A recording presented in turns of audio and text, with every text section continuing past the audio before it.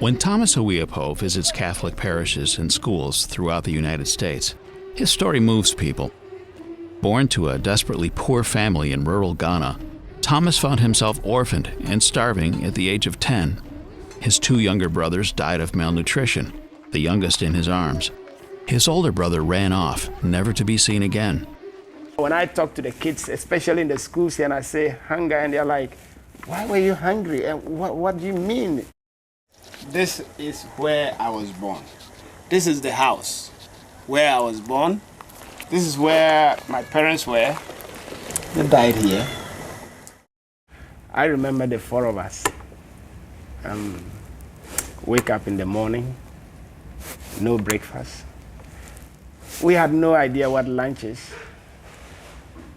I mean, we've cried for food. We went to bed hungry. I mean, you can have 3, 4 little boys wake up in the morning, no breakfast, no lunch. And only sometimes, if we are lucky at 9, we had little dinner to share, the four of us. And the dinner usually was so little. And I remember the four of us always sitting in a circle around that little bowl of food. And we just look at it and it's like, this is so little. We will start to look at it and cry. 2 of my brothers died, and I watched them die. The smallest one died in my laps, and I didn't know he had died. And you can tell, so skinny and bony and out of malnutrition and all that. That has never left my mind. Thomas was left to scrounge for food, doing odd jobs when he could, and living alone in his family's mud hut, so hungry some nights that he couldn't sleep. Then one day, he smelled lunch cooking at a CRS-supported school. I remember I went to that school because the Catholic Relief Services made sure every day, every morning, they provided that little snack in that school. And they provided a lunch. And, you know, I really didn't go there because of school.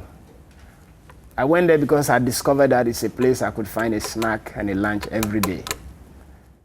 A hot lunch, a porridge of wheat, soy, and oil provided by Catholic Relief Services lured Thomas into school. And the dedicated teachers and priests made sure that he received food for his mind as well as his body. They don't give it to you until you sit in class and learn. And I was caught, joyfully caught. And I'm glad that they did catch me. And I'm sitting here today with a master's in public administration. And the whole credit still goes to Catholic Relief Services. Now, Thomas has a wife, 3 beautiful children, and a career with CRS Ghana, teaching communities the value of good governance and, of course, education. Every year, Thomas returns to his old school, St. Francis Xavier, which has been completely refurbished thanks to CRS support. CRS is a household name in countries like Ghana, where since 1958, hundreds of thousands of children have received a hot meal, an opportunity to attend school, and food to bring home to their families. So, anywhere you pass in the villages, it doesn't matter how rural, how remote the places, you are confronted with all the great works of Catholic Relief Services. Thomas travels across the United States every year during Lent, thanking CRS supporters for the gift of a hot lunch and an education. Seeing how CRS programs benefit people like Thomas helps Catholics appreciate the importance of their involvement as parishioners, students, and citizens. And it reminds them that in too many parts of the world, hunger is a painful reality. The one message I drive home clearly when I speak to all these high schools and primary schools and is the fact that I go to schools and they invite me for lunch, and sometimes I sit around with them and I see how much food gets trashed from all those schools. Some of them really serious, and sometimes after lunch I sneak around just watching in those trash or dumpsters and all that, and I see so much good food that goes in there to be thrown away as garbage, and you cry. And it brings me straight back to my past, my childhood, when we had to die. I mean, my brothers had to die because of hunger.